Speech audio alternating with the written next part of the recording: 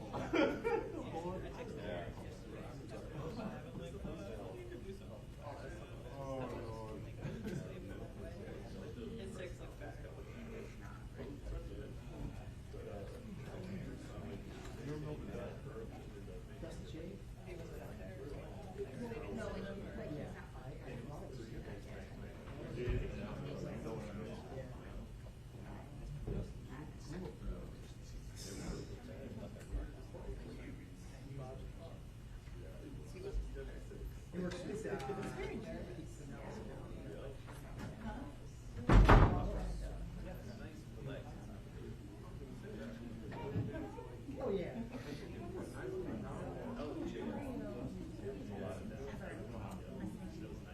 When he was in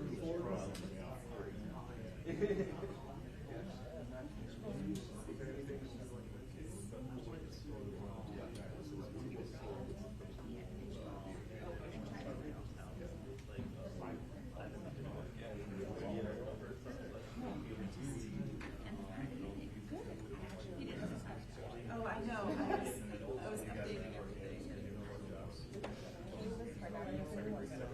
Oh, I have to sign it. That's what you guys can work on.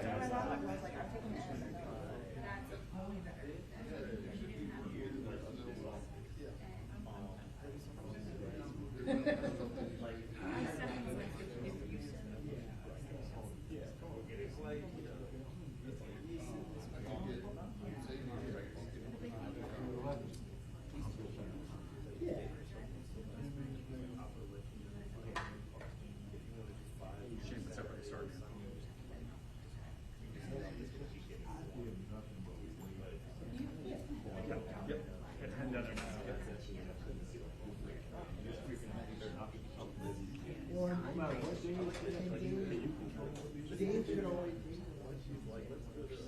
he'd get on the phone and be like, what are you doing? And you're like, yes.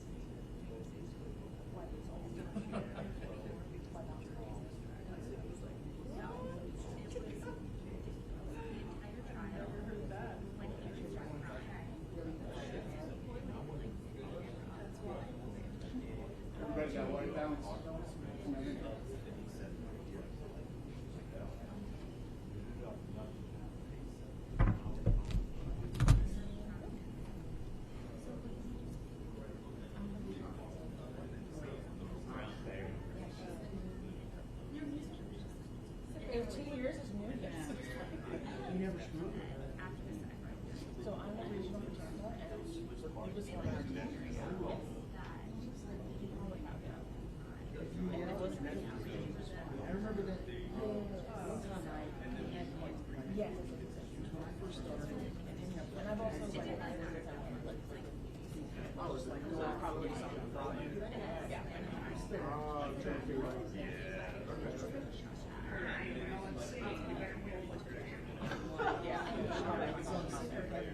He's like, just telling Allison I was like, hopefully set over here so I can get it on.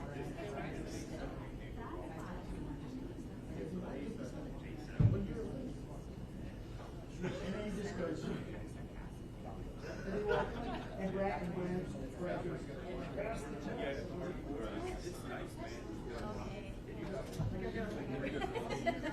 You could have had something shoved in.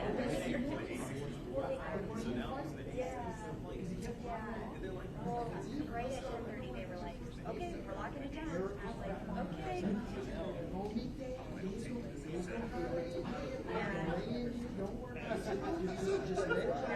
I've given, everything.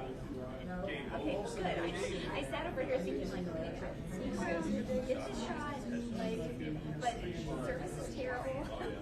So. Yeah, okay, I'll let Allison know.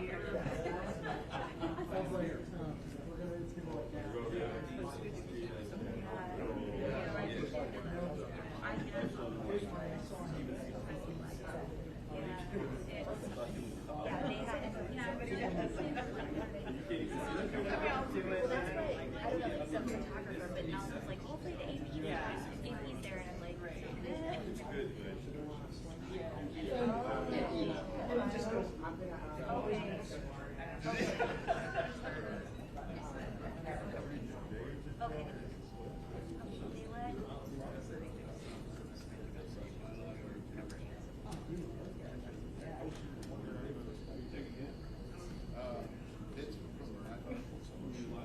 No, he's fine.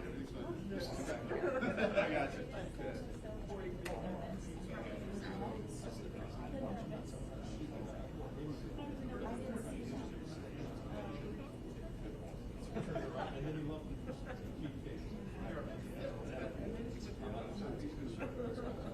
I work hard. Try to break it.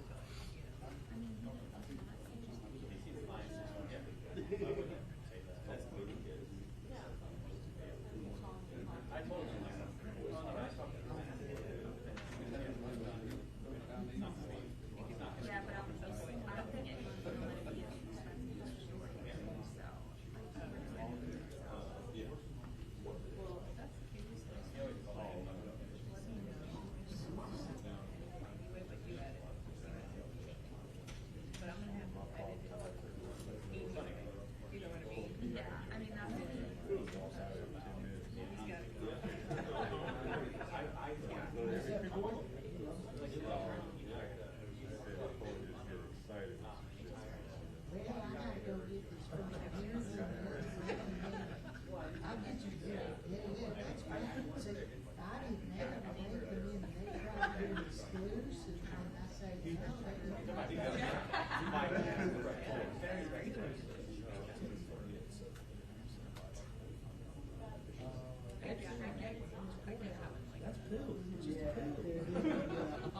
he still tells that story. He still tells us. He'll come back and she's like, oh. Yeah, and it was all like, project. It has like already had projects created on the project. And I thought that was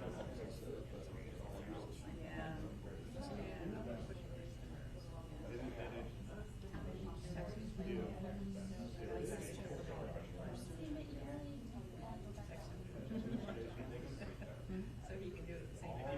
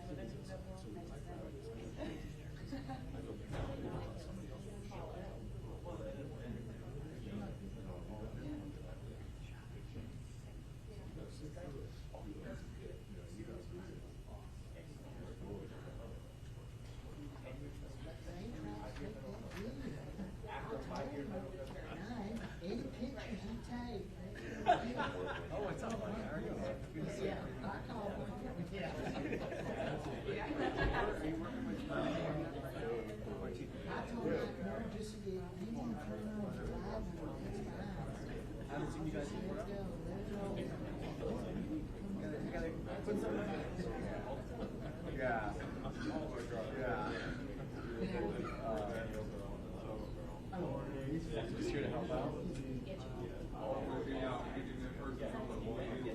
Oh, cool. She works there. He's working. Yes. Oh, yeah.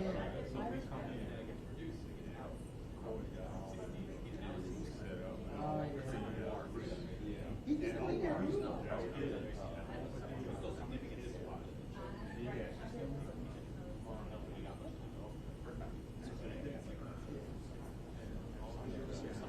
It's his office.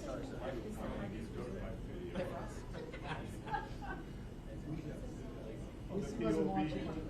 At least he wasn't watching the rock for You wanted everybody to see a dirt bike video.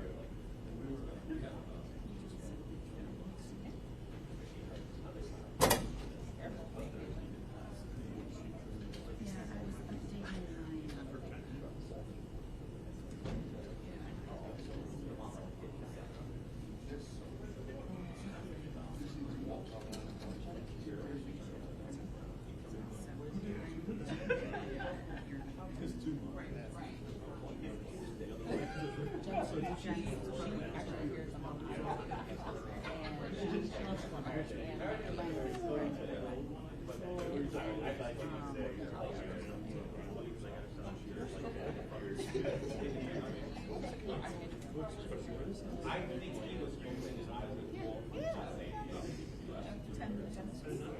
Because I started talking to Taylor, so he went to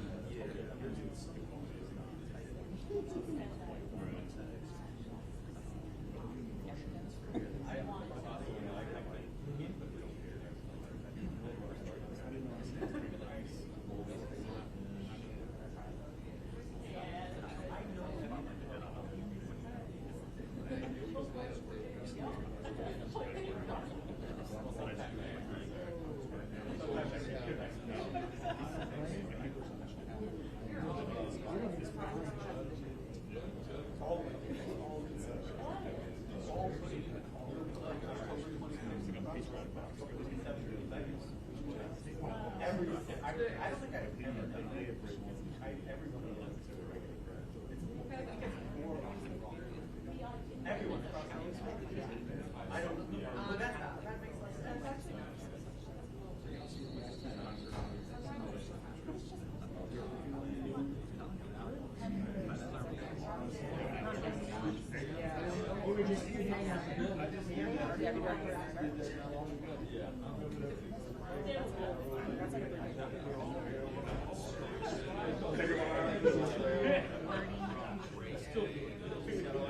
I gotta let it go.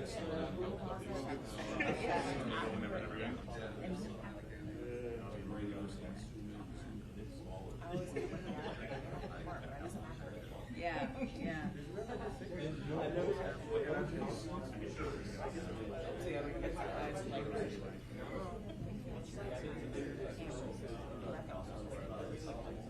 That's true. Yeah.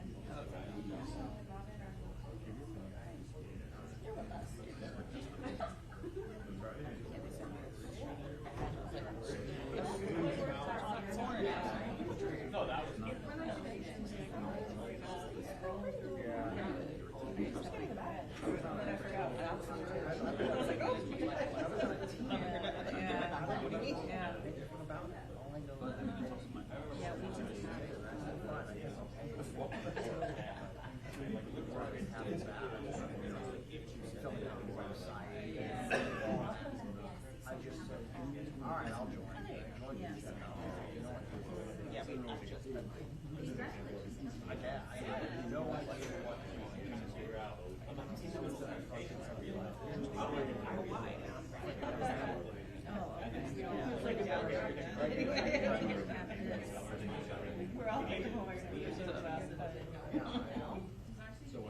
Oh, no, the agent was like, I think the agent was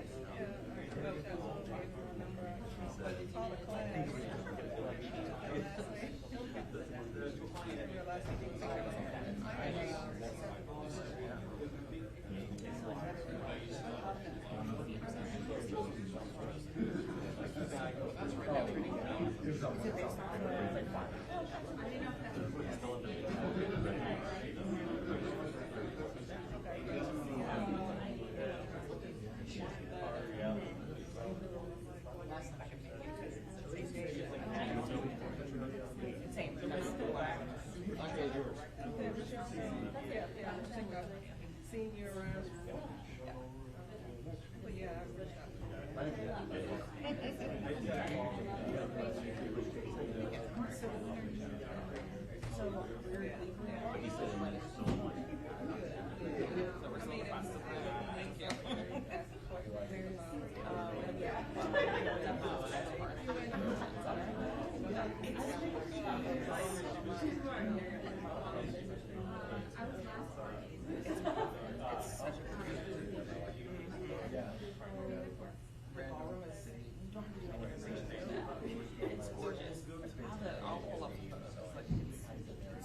I read I'm so happy with it. And the prices are well, when we booked it here. So it's probably gonna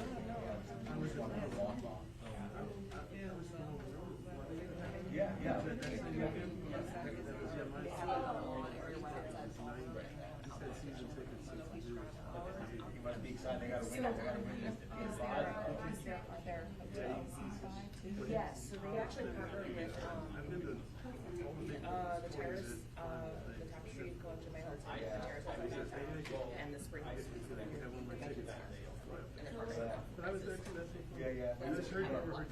Yeah. I was at. But there, I would say the closest hotels are it's literally around the corner of the spring house. You got there and I was like, oh, it's closed. Go flood.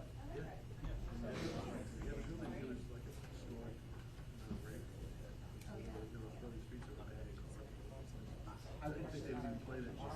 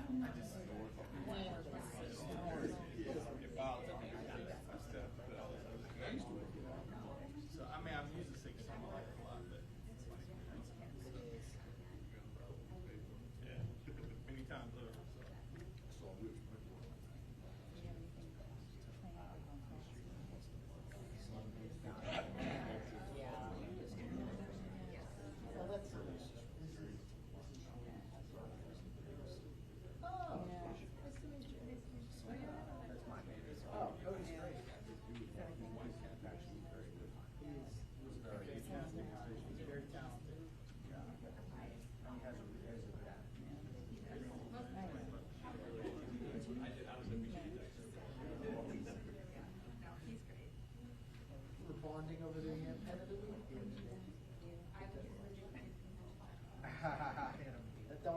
That dog would be a lot. That's an Australian Shepherd puppy. That's what he was saying, that you guys have a dog. Why your dog would have dog yet?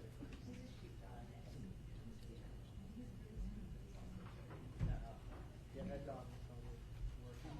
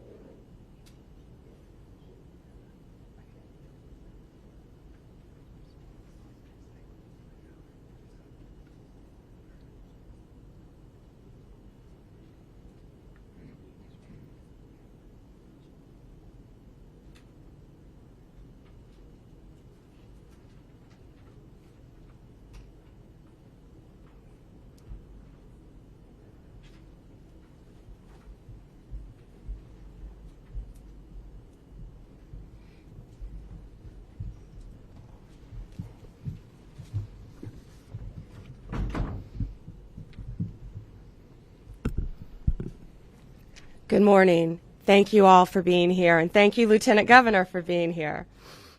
We've been living through a horrific cycle of political violence in this country. We've seen attacks against police officers, federal agents, including the deadly shooting in the ICE facility in Dallas. Night after night, Antifa wreaks havoc on our streets of our cities. In Minnesota, a gunman murdered a state lawmaker and her husband. It was horrific. An anti-Semitic lunatic tried to burn down Governor Shapiro's house while he was in it with his wife and young children. This week, authorities arrested a man outside a Catholic church in Washington, D.C., with hundreds of explosive devices. And on September 10th, our nation stopped in its tracks with the assassination of Charlie Kirk. We miss him dearly. Unfortunately, I'm here today to talk about similar threats that were made against Benny Johnson and his wife, Kate. Benny's a well-known media personality, carrying a message very similar to Charlie's, grounded largely in faith and love of country. Just days after Charlie's assassination, Benny received a letter at his home where he and Kate are raising their beautiful, beautiful young family. The author of this letter made it very clear that he hated Benny because of his views, and he wanted Benny dead. This was a coward hiding behind a keyboard who thought he could get away with this. That's why we're standing up here today. You are not going to get away with threatening people in this way. And I'm proud to announce that we have arrested the author of this letter. George Isbell Jr. was taken into custody this morning, and we are charging him federally with mailing threatening communications. It is a crime, and if convicted, he is going to prison. This was incredible teamwork. Benny called me right away. Chief Burkall, thank you. You were on it right away. Matt Fodor and all the FBI agents. Thank you, U.S. Attorney Kehoe.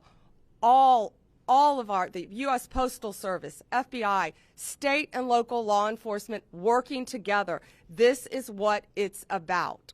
And we are going to catch you if you think you can do something like this. We don't care if you're across the country in California. We will find you, we will arrest you, we will extradite you, and we will bring you to justice. We cannot allow this political violence to continue any longer. This arrest will serve as a reminder to many. Do not do this, we will find you. Greg Kehoe is going to give some details of the incident, of the horrible crime, and we're not going to get into specifics of what's in the letter. It's pretty horrific, and it's now a pending case.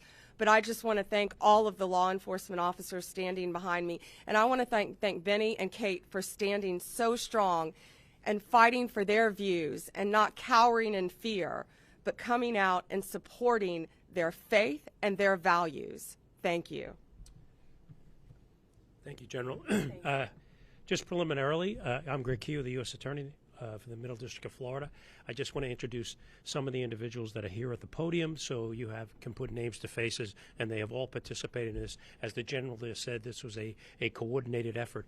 In my far right is Rodney Crawford. He's the Assistant Special Agent in charge of the FBI.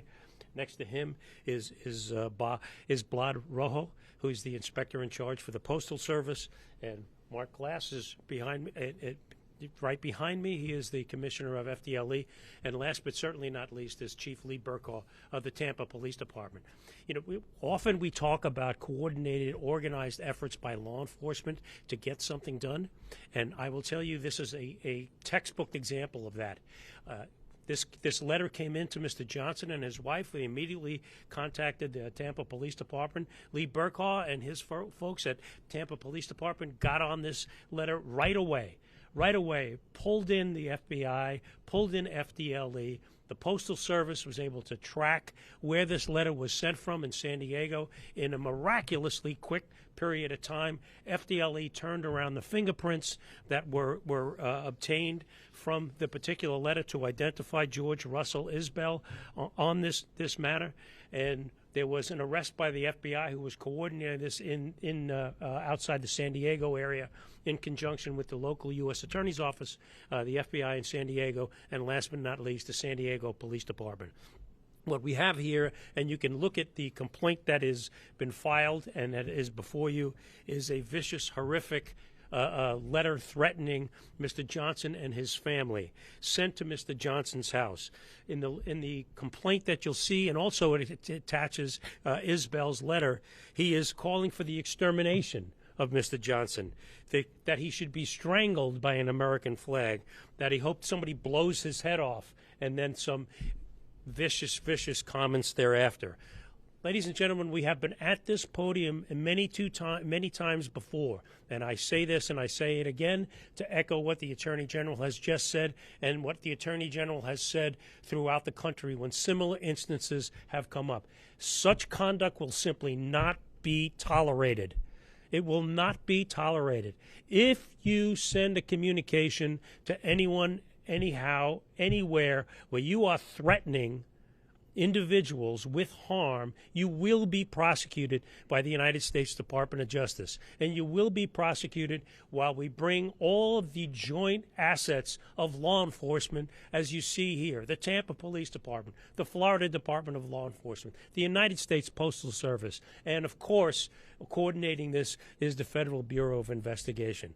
So the word should go out, and it should be no mistake that if you decide at any point, at any time, to write such a thing and send it over the wires, or in this instance, put it in the mails, you will be prosecuted and you will be held accountable. If we can just take a couple of moments, I know Mr. Johnson wants to make a few comments, and I invite you to do so. Thank you. Thank you. God bless you. Thank you. Thank you, officers. 1 month ago today, I witnessed my friend of 10 years, someone who I considered a brother, a loving husband, a devoted father, a generational leader, get assassinated on a live stream by a left-wing radical.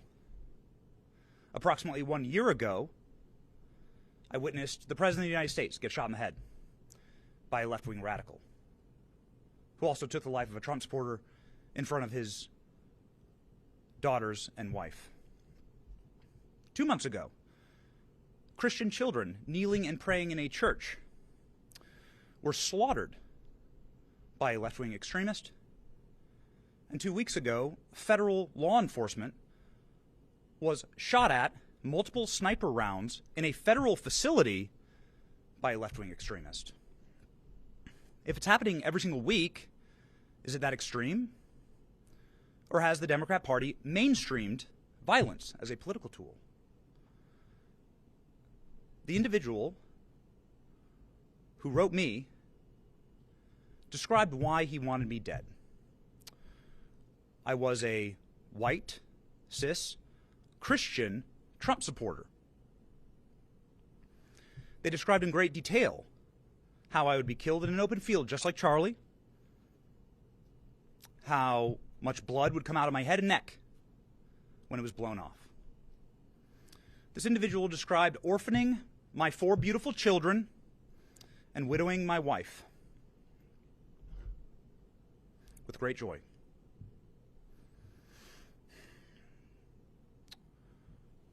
You might want to say, another left-wing radical, another extremist.